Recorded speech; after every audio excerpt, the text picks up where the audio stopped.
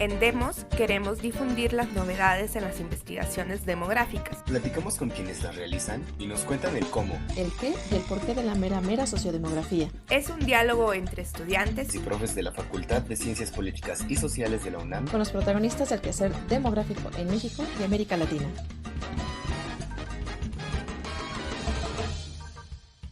La primera marcha oficial del orgullo en la Ciudad de México ocurrió en 1979. Cabe destacar que entonces se tituló como Marcha del Orgullo Homosexual de México. Y, desde entonces, muchas cosas han cambiado para empezar. Esto ya no es de personas homosexuales, sino que integra a un conjunto de géneros y orientaciones sexuales, a la vez que ésta se ha extendido a otros estados de la República. En las últimas décadas, han habido desiguales avances en los derechos de esta población que ha sido históricamente invisibilizada. Sin embargo, desde las ciencias sociales, aún el camino es largo, pues pareciera que los temas se encuentran en el closet y no se incluyen a estas poblaciones en los estudios. En este episodio, la doctora Irene Cacique nos contará sobre cómo es que esta población ha comenzado a ser incluida en la demografía y qué cambios y retos han producido para esta disciplina.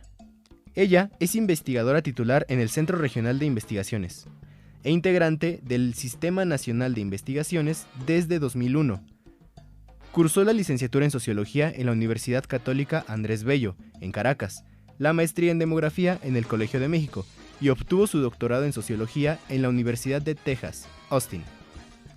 Realiza investigaciones sobre temas de género, empoderamiento de las mujeres, dinámica familiar, salud reproductiva y violencia de género. Sus libros más recientes son Apuesta por el empoderamiento adolescente en 2018 y Nuevas rutas y evidencias en el estudio de la violencia y la sexualidad en adolescentes. Hola Irene, ¿qué tal? ¿Cómo estás? Qué gusto tenerte aquí con nosotros en este podcast que vamos a hablar sobre la diversidad sexual. Muchas gracias, Ana. ¿Cómo estás? Yo encantada de que me hayas invitado a estar aquí y bueno, creo que podemos tener una conversación interesante. Bueno, también nos acompaña Oscar, que es estudiante de la licenciatura en Sociología de la facultad. Y bueno, este tema nació justamente de mi experiencia dando la clase de sociodemografía, que es un tema que tenemos un vacío dentro del temario e incluso dentro de la bibliografía no es tan fácil encontrar el tema de la vinculación entre la demografía y la población de la diversidad sexual. Y quizás podríamos empezar hablando como de la cosa más básica de la población, que es saber cuántos somos, ¿no? Y eso para la población en general lo tenemos clarísimo en los censos, pero ¿será posible que nosotros podamos acercarnos a cuánta población de la diversidad sexual tenemos en México? ¿Cómo podríamos hacerlo? ¿Cómo se está haciendo, si es que se está haciendo, y cuáles son como las limitantes que ves en cómo se está haciendo? Sí, mira, justo en encuestas que siempre han sido como acotadas, regionales o quizás no representativas, se ha intentado medir el porcentaje de población que podría pertenecer a la diversidad sexual y esos porcentajes siempre están entre 2% y 5%. La misma Endire, por ejemplo, que es una encuesta sobre dinámica de las relaciones en los hogares, que nada más se hace a mujeres, empezó a preguntar en las últimas 2 ediciones el sexo de la pareja de la mujer, para incluir un poquito la posibilidad de que no fuera pareja heterosexual, y el porcentaje de mujeres que declaran tener parejas que no son hombres estaba alrededor del 3%. Pero ahora ya no tenemos que estar tanteando entre esos porcentajes porque en el 2021 el INEGI hizo una encuesta nacional, que es la encuesta nacional sobre diversidad sexual y género, y entonces justamente ahí se pudo determinar el tamaño de la población LGBT para personas mayores de 15 años. Entonces, hablando de personas mayores de 15 años, que en ese momento era alrededor de 97 millones en México, se determinó que 4.8% de la población mayor de 15 años era personas con orientación sexual no normativa, lesbiana, gay, bisexuales, etc.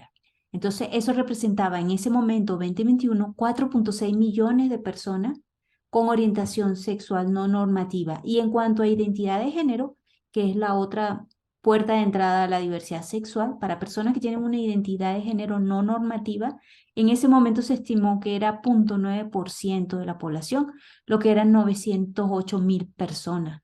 En total, entonces, podemos decir que para 2021, mayores de 15 años, la población LGBTIQ+, o de la diversidad sexual era 5.1 millones, lo que es un número importante. No, definitivamente es bastante importante, ¿no? Hoy que mencionabas esto de buscar las parejas, yo me acuerdo, así hace muchos años, que cuando uno revisaba las encuestas, incluso una de las reglas para limpieza de la información era que si el cónyuge si el cónyuge es mujer y el jefe es hombre, entonces eso era un error, ¿no? Cuánta evolución hemos tenido y qué bueno, ¿no? A poder Sí. revisar eso. Y qué bueno que hoy existe esta encuesta que nos permita ver eso, ¿no? Exactamente. Ya no tenemos que estar adivinando, ya tenemos ahí las cifras duras, porque esta fue Pero, una encuesta de hogares, es representativa de toda la población. pero esto implica que la persona se autorreconoce, ¿no? Entonces, digamos, en los procesos identitarios, supongo que hay una cifra que esto ya no nos lo darán las encuestas, que por tabú, violencia, discriminación, los mismos procesos que podemos tener de conocernos a nosotros mismos en una sociedad donde puede ser pecado, ¿no? Entonces somos una sociedad muy religiosa.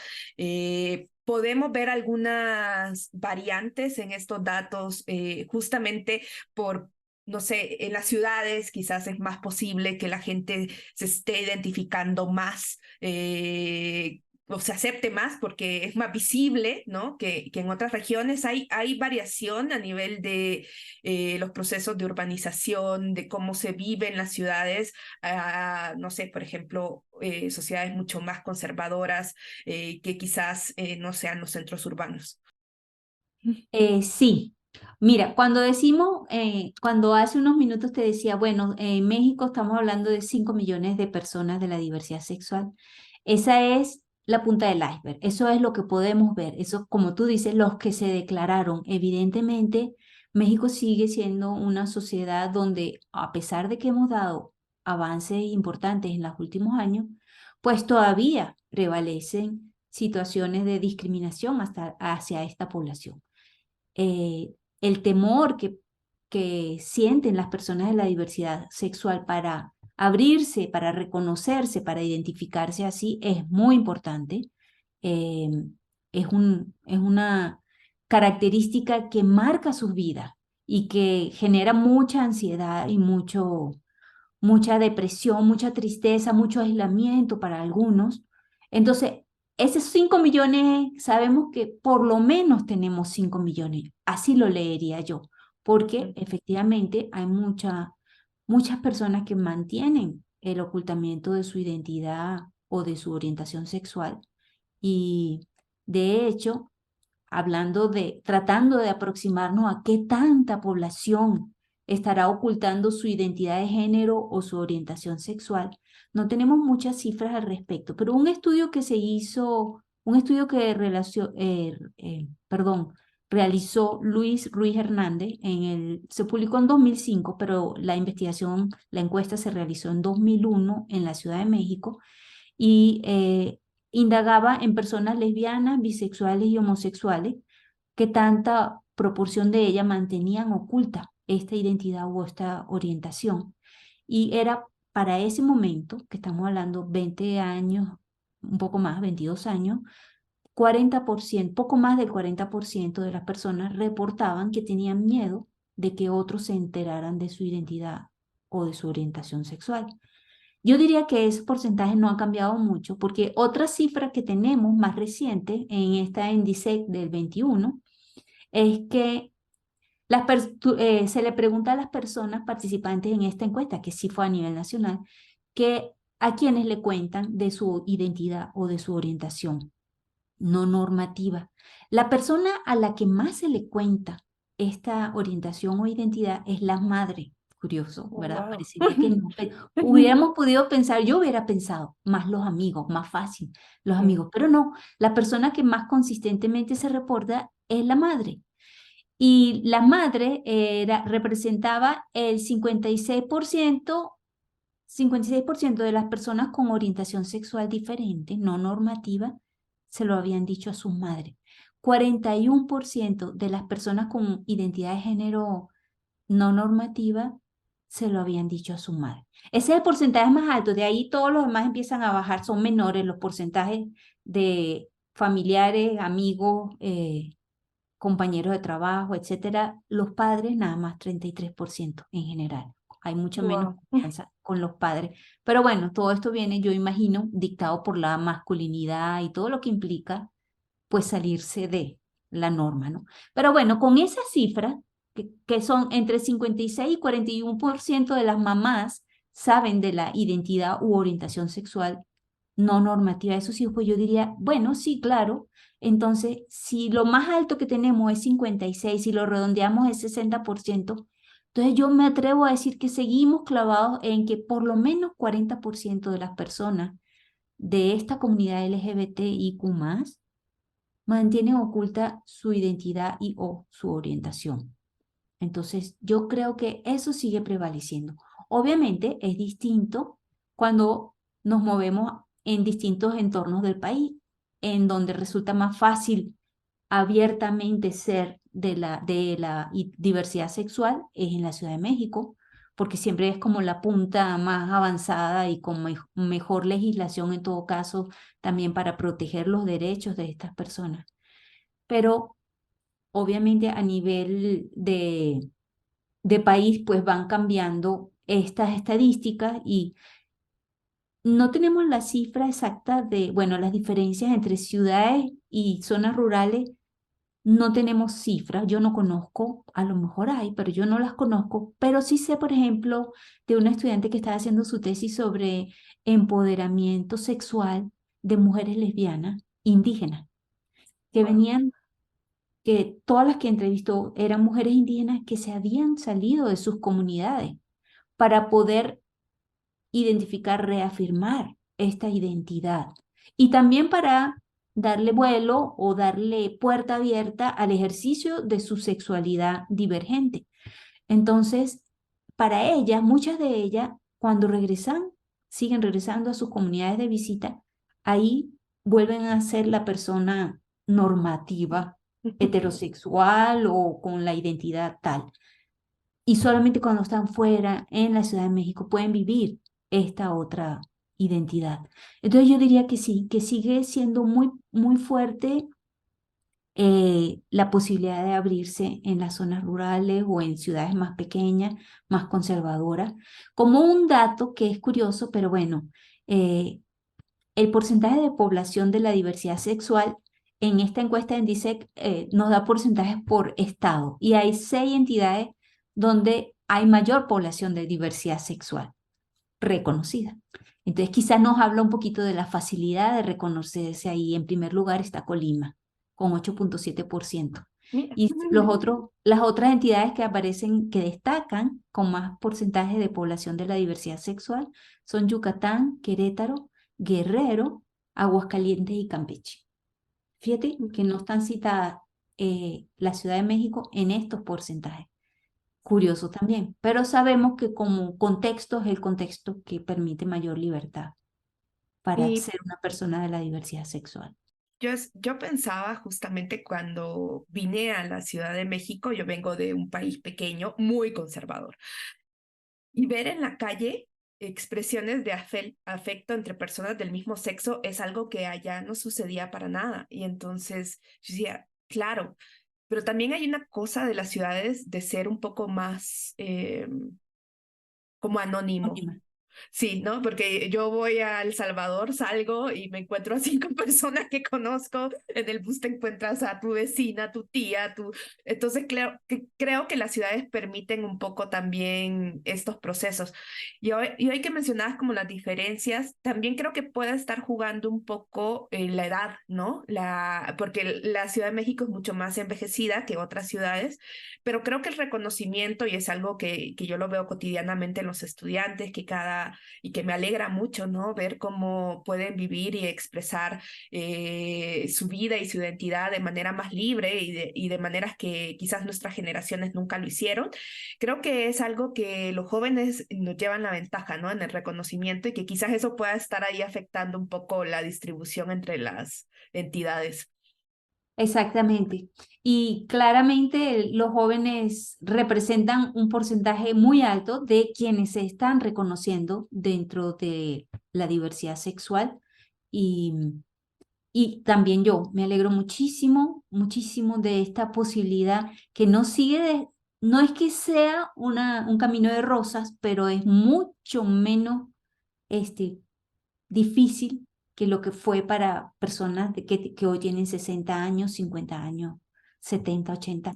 En la encuesta que nosotros aplicamos, tuvimos la suerte que una persona de 82 años participó, pero la mayoría de las personas, 70%, estaban entre los 20 y los 30 años. Vaya, no hay duda de que es un campo que abre muchas problemáticas en el sentido de que es una población bastante diversa, pero ¿le podrías explicar a nuestra audiencia, para empezar, qué es lo que se entiende por diversidad sexual? Sí, bueno, tenemos, como mencioné antes, pero así marginalmente, tendríamos como dos características que nos podrían llevar a pertenecer a la diversidad sexual: nuestra orientación sexual o nuestra identidad de género, o pueden ser ambas a la vez, que nos lleven a pertenecer a este grupo.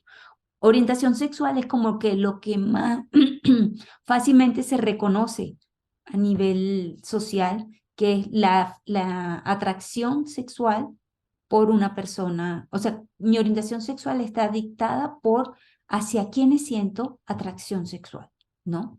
Y ahí es donde entran pues los homosexuales, las lesbianas, los bisexuales, los pansexuales, los asexuales, etcétera, todas estas posibles categorías. Y la otra puerta que ha sido menos popularmente conocida, pero que en realidad siempre ha existido, es la identidad de género. Y la identidad de género es si yo me reconozco, si mi identidad, me identifico con una identidad. Si lo, es peligroso esta definición que voy a decir, porque lo tradicional es reconocerme como una persona femenina o masculina. Y en ese sentido puede ser que rompa con el sexo que se me asignó al nacer, que al nacer se me asignan hasta ahora nada más dos sexos, hombre y mujer. Entonces, si soy hombre, pero me siento femenino, pues tengo una identidad de género distinta a la normativa, o al revés. Sin embargo, tenemos que empezar a romper con este binarismo de que dos sexos y dos identidades de género, femeninas o masculinas. En realidad tenemos que montarnos en una comprensión mucho más global, donde no es un espectro, en realidad. No son nada más estas dos posibilidades de ser hombre o mujer, o femenino y masculino. Y todos en realidad tenemos pinceladas de masculinidad y de feminidad. Y menos mal, porque si no seríamos como difíciles de digerir. Pero claro, a las que somos mujeres y nos identificamos como mujeres, se nos permite que prevalezca más lo femenino, y por una que otra pincelada que seamos un poco mandonas, enojonas, o qué sé yo, elementos que se caracterizan o se identifican, se asocian con lo masculino. Pero en realidad tenemos pues toda esa pincelada, esa degradé de posibilidades. Entonces, cuando una persona siente que su identidad es distinta al sexo atribuido, o también puede ser no solamente en el caso de las personas trans, sino personas que se reconocen como de género fluido o queer, o o sea, se manejan como personas con ambas identidades. pues entonces estamos hablando de personas que también por su identidad estarían perteneciendo a la diversidad sexual.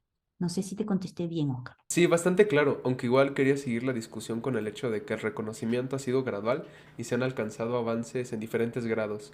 Pero, por ejemplo, ya entrando dentro de la demografía, ¿qué tan reciente es esta perspectiva en la disciplina y cuáles han sido los hallazgos más importantes?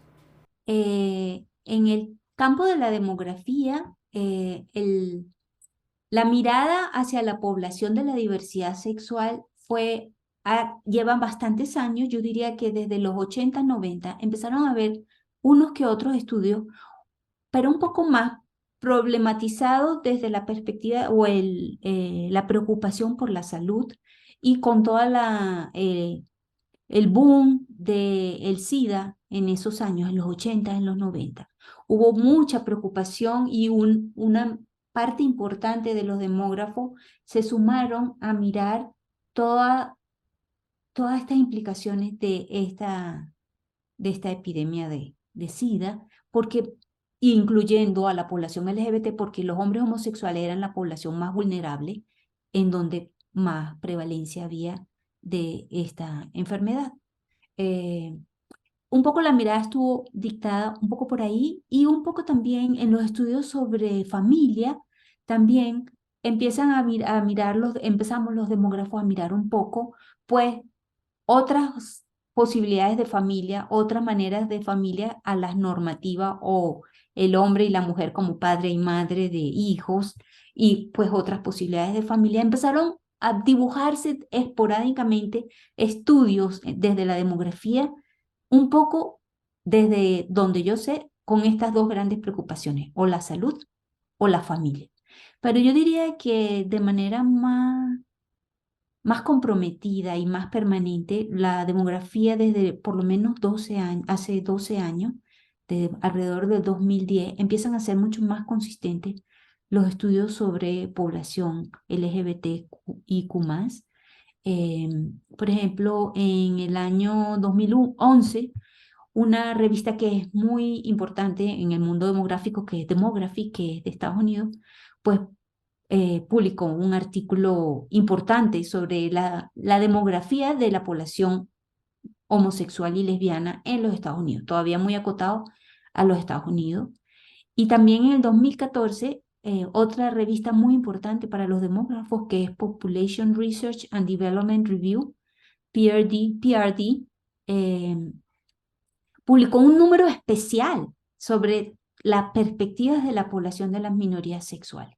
Entonces, esos fueron como un artículo y un número de revistas que fueron como abriendo camino a implantar de manera más clara y definitiva el tema de la población LGBT y Q+, en la demografía. Sin embargo, yo diría, hemos avanzado, creo que ahora es mucho más estable las miradas hacia la población LGBT, pero todavía no tenemos como ese compromiso abrazado de manera permanente. Pero quiero decir que en América Latina, porque estos dos estudios que mencioné vienen de Estados Unidos y obviamente la mayoría de la investigación sobre diversidad sexual viene de los países desarrollados y fundamentalmente de Estados Unidos.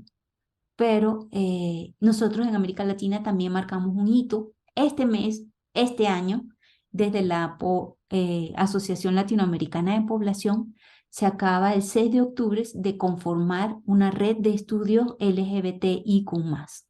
Entonces nosotros, latinoamericanos, estamos dando, por primera vez, porque creo que ninguna asociación de demógrafos o de estudiosos de población tiene de manera así abierta y institucional este compromiso de estudiar a la diversidad sexual, y ahora acabamos de inaugurar este compromiso desde la Asociación Latinoamericana de Población. Wow, qué buena primicia nos acabas de dar, Irene.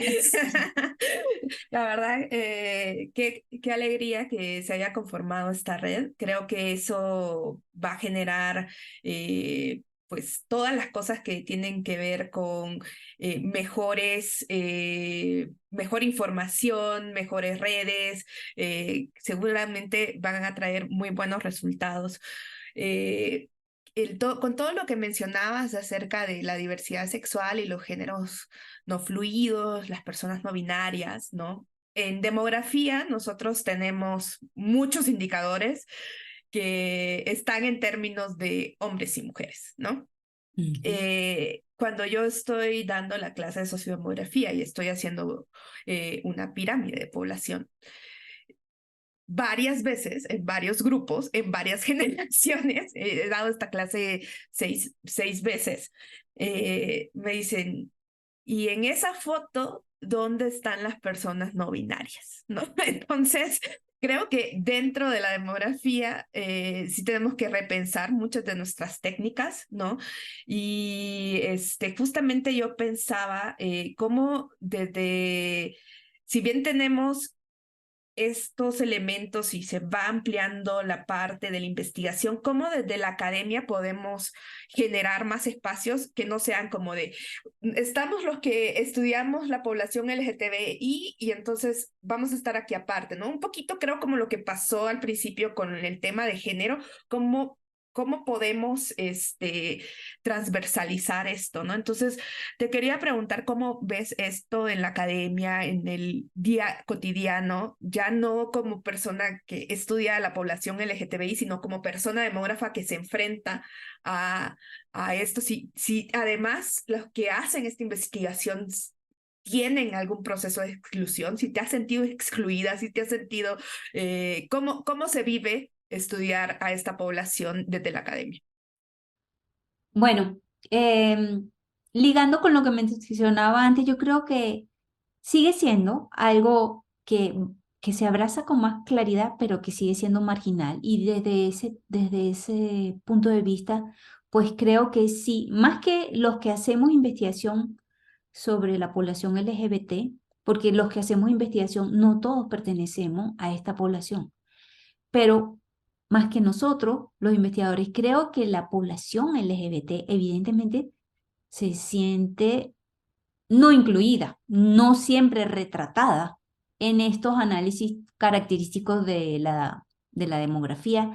Es todo un reto, esto que estás mencionando, o sea, ¿cómo pensamos en las pirámides de población? Ya no vamos a poder pensar en la pirámide, vamos a tener que pensar una pirámide tridimensional, cuatridimensional, o no sé cómo representarla, para poder abarcar a todos, pero para que nosotros podamos dar cuenta de esas otras identidades, tenemos que tener fuentes de datos que recojan esas otras identidades. Entonces, mientras nuestro registro, nuestras actas de nacimiento sigan recogiendo dos sexos nada más, mientras nuestras fuentes de datos sigan repreguntando, ¿es usted hombre o mujer?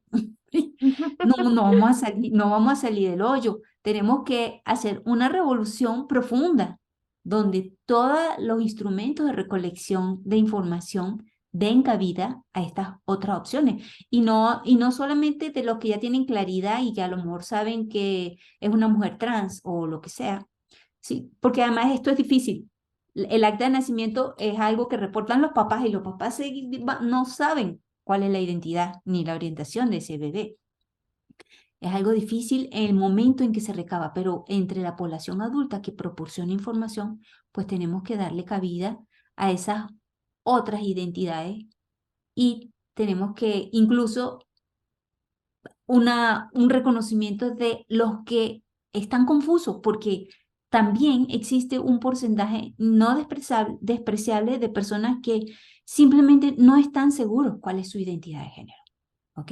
Y que se reconocen como parte de la diversidad sexual, pero desde no claridad de cuál es su identidad de género. Entonces, todas esas posibilidades tendrían que estar recogidas en todos los instrumentos oficiales de identidad y de recabación de información de las personas.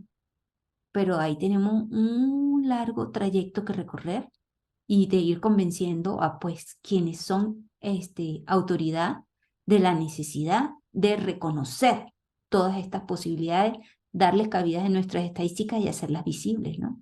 Y eso es un gran reto porque justamente, por ejemplo, en el censo, ¿no? Tenemos hombres y mujeres y no hay una tasa de no respuesta.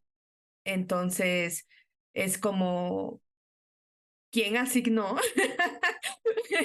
Si la NDICEC nos está diciendo que hay una parte de la población que se reconoce no binaria, pero en los censos no tenemos a nadie no binario, o que no sé, que no se reconoce como hombre y mujer, significa que hay un proceso de imputación, ¿no? De quiénes son hombres y de quiénes son mujeres, y creo que también se debe transparentar ese proceso metodológico de cómo se decide, ¿no? En los censos, quién, cómo dijimos que alguien es hombre y cómo alguien es mujer, porque además yo me acuerdo que cuando llegaron cuando te llegan a tu casa en el censo, yo no me acuerdo que me preguntaran si era hombre o mujer. Creo que no, lo deducen, Sí, entre comillas. ajá. Sí, entonces creo que sí hay que transparentar ese proceso, que creo que en un proceso como el censo va a ser un poco complicado, ¿no? Porque sí, ¿no? A nivel general, necesitamos también que las personas, tanto los que recogen la información como quien la den, estén sumamente de acuerdo, y sabemos que esto, si bien hemos avanzado hacia la aceptación de lo no normativo, pues en nuestro país sigue todavía habiendo grandes procesos de discriminación y de no aceptación. Ujú, así es. Y en el caso del censo es más complicado, y en la mayoría de las encuestas que se hacen a nivel de hogar hay un informante. Y un informante responsable de reportar sobre todos los integrantes del hogar o todas las personas que viven en el hogar. Y entonces Sí. pasamos por el filtro también de esa persona que fue informante, ¿no? Y lo que ella está dispuesta a reconocer o no. Complicado, muy complicado. Sí nos queda muchísimo, muchísimo por hacer y deshacer. Sobre todo. Así es. Y bueno, no sé si tiene cabida en este momento, pero es que se me ocurre que más allá de la identificación de posibles opciones del sexo tradicional, por ejemplo, de las personas cuando se reportan en las estadísticas, pues hay muchas dificultades también para dar cuenta de las condiciones y de las circunstancias de la población LGBT. Entonces, cuando vamos a abordar como investigadores o investigadoras esta, esta población, pues hay problemáticas que emergen evidentemente en nuestros estudios. Una primera que va asociada a algo que hablábamos al principio es, bueno, parte de esta población sigue oculta o se oculta en la mayor parte del día, en la mayor parte de los espacios por donde transita y se reserva o se hace explícita nada más en el antro o en algún espacio reservado, ¿no? Pero entonces, bueno, una primera dificultad sería lograr esa apertura de la población, que se dice fácil, porque lograr apertura de ellos no depende de ellas, ellos, ellas. Depende de nosotros todos que demos acogida y reconocimiento a esta población, ¿no? Entonces, pero bueno, un primer obstáculo es este ocultamiento. Otra dificultad también es el temor legítimo que hay en esta población de hablar de determinadas problemáticas o situaciones. Por ejemplo, yo que estoy estudiando sobre violencia en pareja de la diversidad sexual, pues reconocer que en tu pareja hay violencia. Si es difícil para las personas que estamos en relaciones heterosexuales, es mucho más difícil para personas que están en parejas no normativas, por decirlo así, porque han vivido estigmatización a lo largo de toda la vida y por múltiples experiencias, entonces no quieren que además se les catalogue con un estigma adicional, por ejemplo, que son más violentas las personas de la diversidad sexual. Estigmas como estos no quieren. Entonces, hablar de ciertas situaciones es muy complicado porque es como añadirle carga de estigmatización a esta población.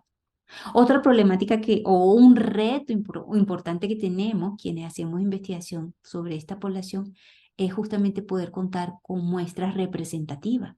¿Cómo llegamos a esta población de una manera que sea representativa, ¿no? Entonces, lo más usual son las encuestas por internet o irte a parar en el día de la marcha del orgullo y entrevistar ahí a personas o encuestar ahí a personas, pero ninguna de estas garantiza una representatividad de la información que recoge, ¿no? Entonces, un obstáculo importante, por eso la INDISEC nos tiene que dar tanta alegría y tanto orgullo, porque no es que se hizo una vez, se va a ir haciendo de manera periódica esta encuesta.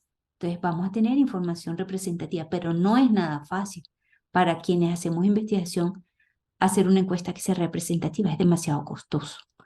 Y quiero mencionar algo que en mi experiencia en este proyecto que estamos realizando fue como descubrimiento para mí, que quizás estaba en una nube porque tenía que estar enterada de esto desde hace tiempo, pero para mí fue como una dificultad muy importante, es las fisuras que hay, porque hablamos de la comunidad LGBT y más, o hablamos de la diversidad sexual como si todos estuvieran integrados y fueran efectivamente una comunidad, pero no, hay diferencias importantes en esta comunidad. Y como que los seres humanos, y esto no es característico de las personas de la diversidad sexual, los seres humanos somos especialistas en generar diferencias o montar diferencias entre nosotros. Y como que es lo que siempre estamos construyendo. No, yo soy distinto que tú, ¿por qué? O distinta que tú, ¿por qué? Tal. Bueno, en la comunidad de la diversidad sexual esto prevalece. Y por ejemplo, nosotros tuvimos mucha dificultad, como nuestra encuesta y nuestras entrevistas eran para la comunidad de la diversidad sexual. Por ejemplo, encontramos mucha resistencia de mujeres lesbianas que no querían participar en una investigación que incluía también personas trans. Dolorosa estas actitudes, pero que además entonces nada más nos van restando como posibilidades de sumar, porque estamos obviamente o están todas las personas de la diversidad sexual cruzadas por muchas problemáticas comunes. Pero si nos vamos dividiendo al interior, pues vamos reduciendo las posibilidades de hacer un frente común para resolver esas situaciones comunes. No quiero decir, obviamente hay particularidades y no es lo mismo una persona que otra dentro de la diversidad, dependiendo de tu identidad y de tu orientación. Y son experiencias que pueden ser diferenciables, pero que comparten muchas experiencias también y que deberíamos sumarnos en vez de fracturarnos, ¿no? Pero bueno, esto era como anécdota, pero para mí esto fue muy doloroso en la experiencia de querer lograr incluir más personas en la encuesta, y esta dificultad explícitamente mencionada fue como, uy, qué triste, ¿no? Qué triste. Bastante lamentable. Ahora, la siguiente pregunta que tenemos preparada es sobre las encuestas. Por ejemplo, las encuestas tradicionales, la población llega a poner muchas barreras para contestar. Ahora que realizaste tu estudio, quería preguntarte qué te motivó para realizar la investigación en parejas no heterosexuales y también sobre cómo fue el operativo y aparte de estas respuestas, ¿qué otros hallazgos encontraste? Bueno, haciendo un poquito de historia, tengo como 20 años haciendo investigación sobre violencia, y mi foco era violencia hacia las mujeres, ¿no? Y desde una mirada feminista y una supuesta mirada de género, pues yo me centraba en la violencia hacia las mujeres y analizaba mucho violencia de parejas, pero eran heterosexuales. Y bueno, hace como 5 años empecé a cuestionarme yo misma, bueno, ¿cómo que puedo hablar de una perspectiva de género si estoy dejando tanto género por fuera de mi investigación, ¿no? Y bueno, me fui como haciendo consciente de que no puedo, además, ya tenía años también, desde 2010, desde antes, pero por lo menos desde 2010, con la encuesta de violencia en el noviazgo, en la juventud en México, salió un dato importante. Esta encuesta se realizó tanto a mujeres jóvenes como a hombres jóvenes. Eran entre, si no me equivoco, entre 15 y 29 años de edad los que participaron en esa encuesta. Y el hallazgo fue que las mujeres jóvenes en México, estaban ejerciendo más violencia física que los varones. Un hallazgo que no es muy difundido y que no es bien visto por todo el colectivo feminista. Ahí nos dividimos. Hay quienes nos decimos y nos sentimos feministas, pero creemos que no podemos tapar la violencia que también ejercemos las mujeres. Entonces, bueno, eso me empezó a mover el tapete, que las mujeres también ejercemos violencia, que hay que ver la otra mirada, y eso lo empecé a hacer hace más rato. Pero la mirada hacia la población de la diversidad sexual fue justamente un cuestionamiento de cómo puedo hablar de perspectiva de género cuando no estoy siendo incluyente. Entonces, y nadie está preocupándose de manera, sí hay, obviamente, sí hay investigaciones en México, pero son muy poquitas comparadas. Cuando hablamos de investigación sobre violencia de género, el 95-98% son investigaciones de violencia hacia las mujeres. ¿Y dónde están los otros? Les otros. Entonces los estábamos dejando fuera y fue así como sentirme muy mal y decir, es que me toca y no puedo seguir ignorando y ser partícipe de esta omisión, ¿no? Entonces por eso planteé este proyecto de investigación de pareja, de violencia en la pareja para la diversidad sexual. Este proyecto lo arrancamos desde el año pasado. El año pasado hicimos la encuesta y este año hicimos la parte cualitativa, entrevistas a profundidad.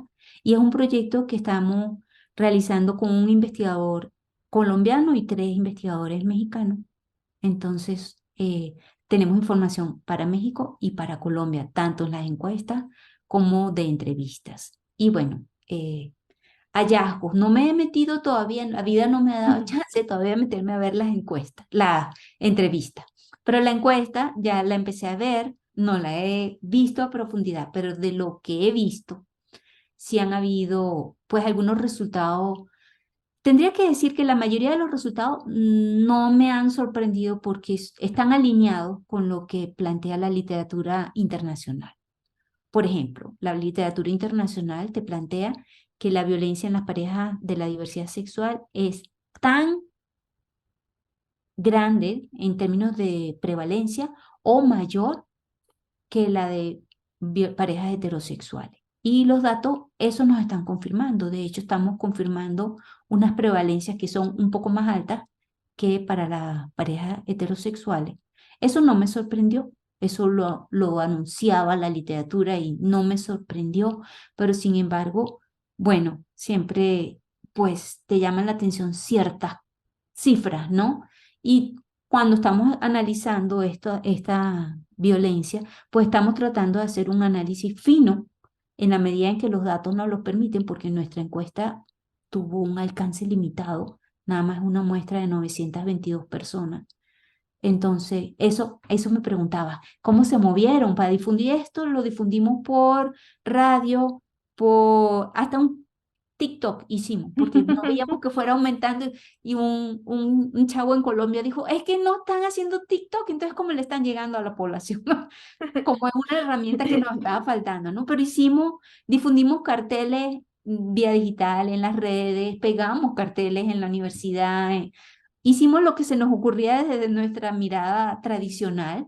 Este chavo nos metió lo del TikTok, pero de todos modos no remontamos mucho en términos de números de las personas que participaron. Pero bueno, algo que llamó la atención es que en medio de confirmar que sí hay prevalencias importantes de violencia, el abuso, el monto de estas prevalencias es importante y es mayor en determinados grupos. Esa parte es como novedosa para nosotros porque no teníamos la claridad de, bueno, cuáles son dentro de la diversidad sexual los grupos más vulnerables a estos tipos de violencia en la pareja. Entonces observamos que en términos de violencia física, la violencia física, porque además exploramos no solamente violencias recibidas, sino también ejercidas. Entonces estamos viendo la doble mirada, lo que se hace y lo que se recibe. Y estamos viendo que en violencia física, quienes más están recibiendo violencia física son las personas que se declararon como pansexuales y las mujeres lesbianas. Y por identidad de género son las personas que no están seguras de cuál es su identidad de género y las mujeres trans.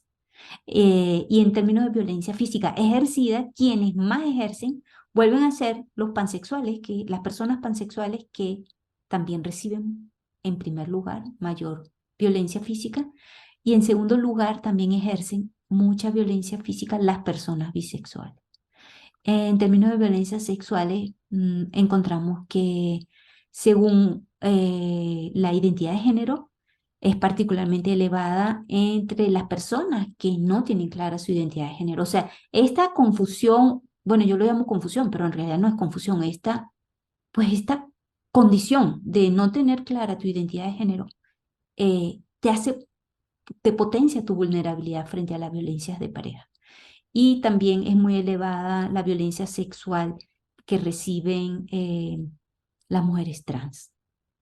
Y también en cuanto a violencia sexual ejercida, es muy clara también la prevalencia para las personas que no tienen clara su identidad de género y en el ejercicio, y los hombres cis. Bueno, esto en términos de violencia de pareja, como que no tanto que nos sorprendiera, sino esta posibilidad de reconocer cuáles son los grupos de la diversidad sexual que parecen más vulnerables a estas experiencias de violencia. Un dato que nos dejó sentados en el piso fue corroborar una pregunta que no es de violencia de pareja, sino previo a ello preguntábamos a las personas cuántas habían sido víctimas de abuso sexual antes de los 15 años. Y los porcentajes son dolorosamente altos. De las personas que en términos de orientación sexual, aquellas que decían, tengo otra orientación sexual, que no encajaba con ninguna de las categorías que le dábamos, esas personas que participaron en la encuesta, 70% de ellas habían tenido abuso sexual antes de los 15 años. 55% de las que dijeron que tenían género fluido.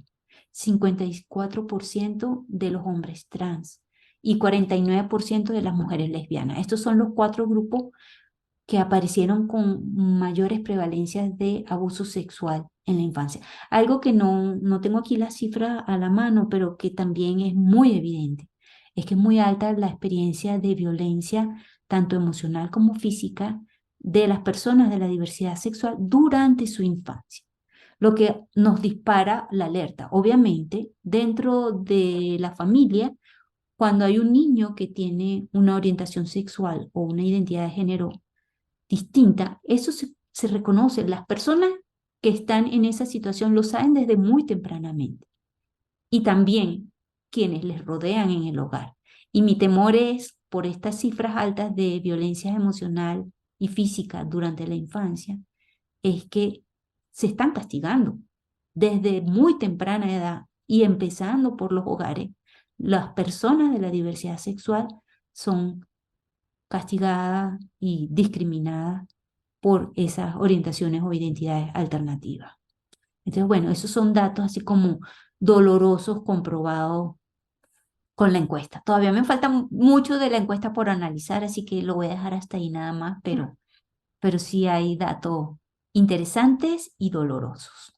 No, sí, definitivamente es un dato súper doloroso. Creo que vamos a dejar aquí en la descripción de este episodio algunos números de ayuda para las personas que nos escuchan que estén en estas situaciones.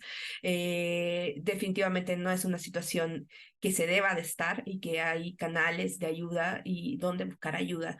Y definitivamente esto nos deja acá con que esta investigación que haces es sumamente valiosa, ¿no? Porque justamente tenemos que avanzar hacia políticas que nos permitan aceptar todas las diversidades, porque justamente en estos tabúes también se generan contextos donde la violencia puede ser más proclive, porque obviamente probablemente si mi pareja está en el closet, tiene otra familia, o sea, la gente ni siquiera sabe que tengo una pareja, ¿no? Entonces, justamente esto genera a que si vivo en ese mundo oscuro, como que nadie ve que yo tengo una pareja reconocida, tengo incluso menos derechos o pienso tal vez que tengo menos derecho de pedir ayuda o de exigirme que yo soy la pareja de esta persona y entonces también legalmente estoy menos protegida, ¿no? En el caso de las entidades de donde, bueno, hoy ya casi, ya, ¿no? Ya logramos en todas las entidades el matrimonio igualitario, pero también tendríamos que avanzar no solo hacia el matrimonio igualitario, sino hacia otras formas de hacer familia que no necesariamente tienen que ser el matrimonio y que también nos generen derechos, ¿no? Para todas las personas independientemente de su diversidad sexual. Entonces, cuéntanos un poquito, sí, ¿cómo has visto que justamente que esta falta de datos pueda tener, porque ahorita lo que nos dice son prevalencias muy altas, entonces la formulación de políticas públicas y programas de apoyo definitivamente necesitan de estos datos. Entonces, si tú tuvieras así como la carta al niño Dios, la carta a los reyes, ¿no? ¿Cómo te imaginas los datos que harían falta y qué nuevas políticas y programas de salud y bienestar necesitamos para esta población? Bueno, nos falta todo. Ana, yo quiero empezar diciendo que creo que políticas públicas de atención a la diversidad sexual estamos, pero totalmente reprobados. El tema, por ejemplo, de violencia de pareja. Hemos avanzado muchísimo en los últimos 20 años en México sobre tanto desde el marco legal como algunas instancias públicas de atención a las personas que son víctimas de violencia. Pero imagínate tú, si yo soy una mujer lesbiana y soy víctima de violencia por parte de mi pareja, ¿a dónde voy a ir? ¿Voy a ir a un centro de justicia para mujeres? ¿O voy a ir a la fiscalía a hablar de mi relación lesbiana? O sea, si las mujeres que están en relaciones heterosexuales siempre, con frecuencia, no siempre, pero con mucha frecuencia, son revictimizadas cuando van a hacer denuncias en búsqueda de apoyo, imagínate una persona que está en una relación no normativa.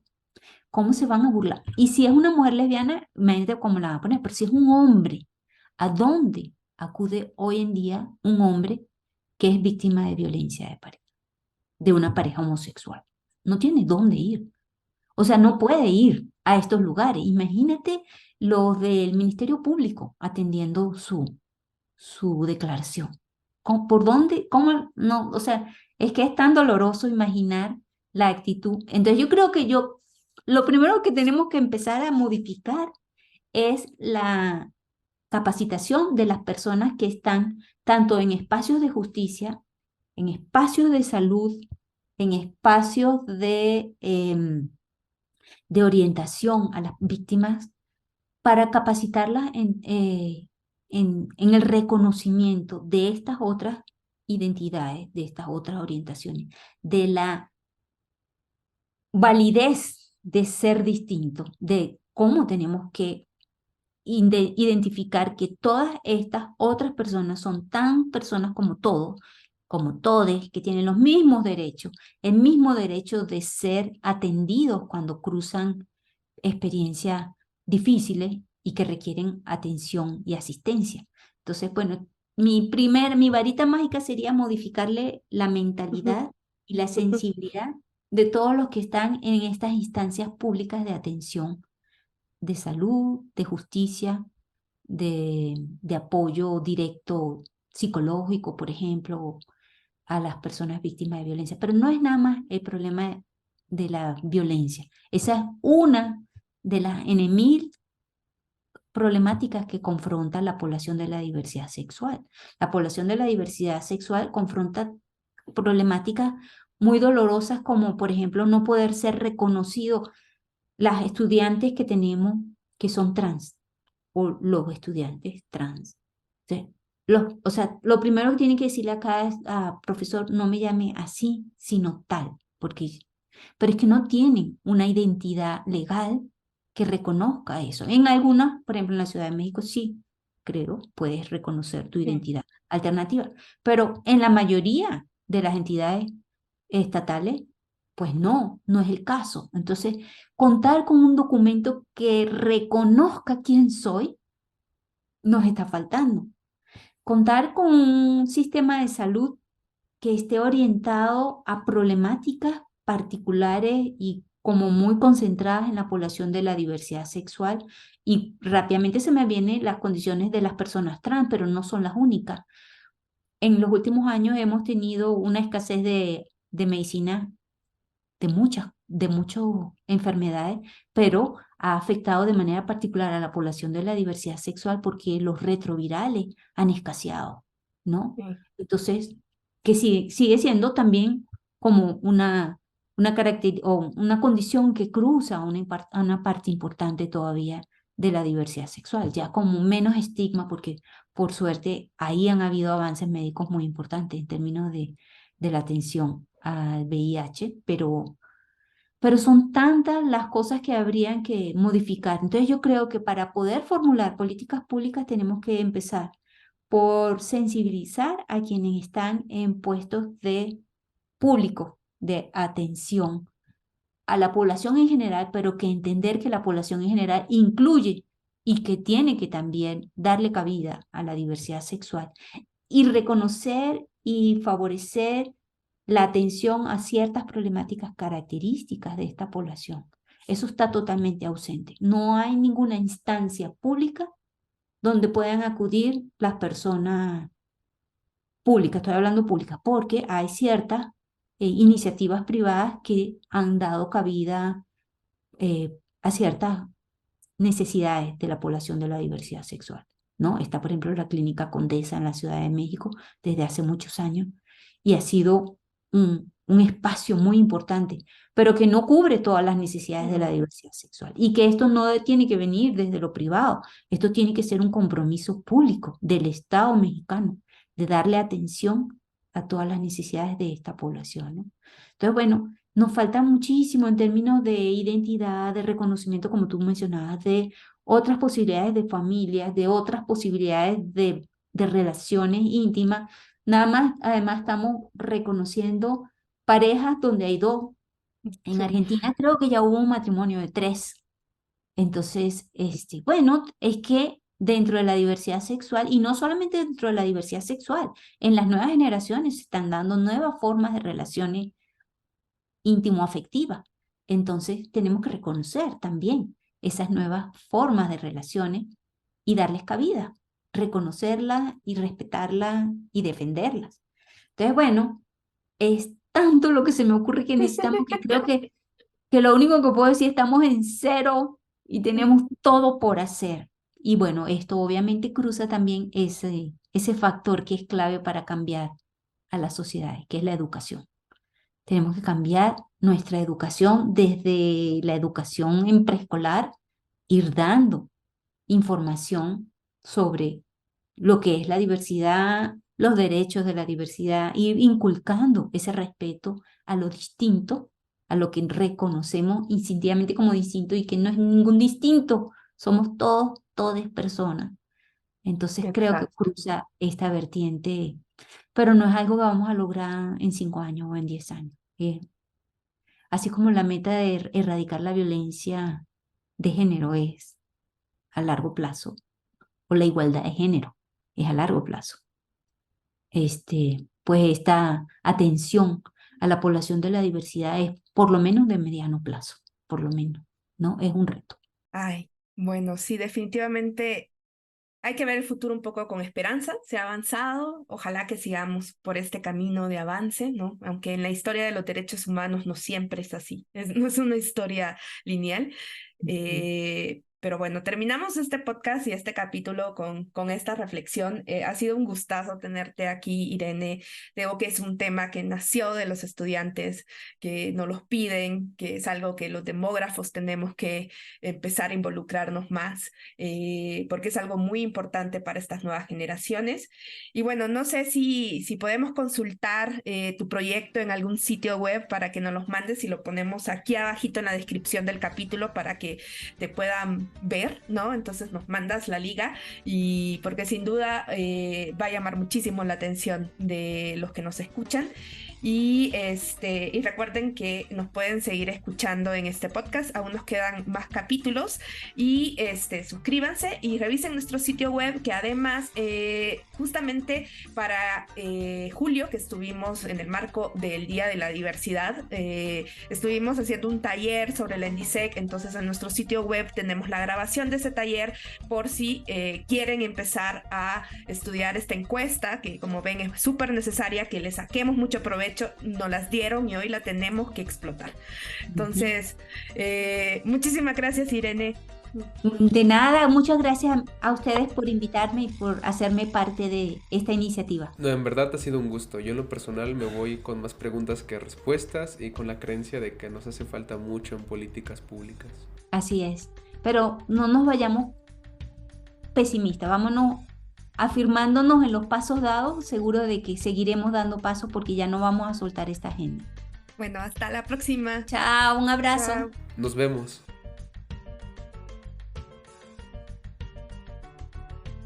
Demos es un podcast producido por el proyecto PE 303423, Recursos Didácticos para la Enseñanza de la Sociodemografía, que forma parte del Programa de Apoyo a Proyectos para Innovar y Mejorar la Educación, PAPIME, de la Dirección General de Asuntos de Personal Académico, de GAPA, en la Universidad Nacional Autónoma de México, UNAM.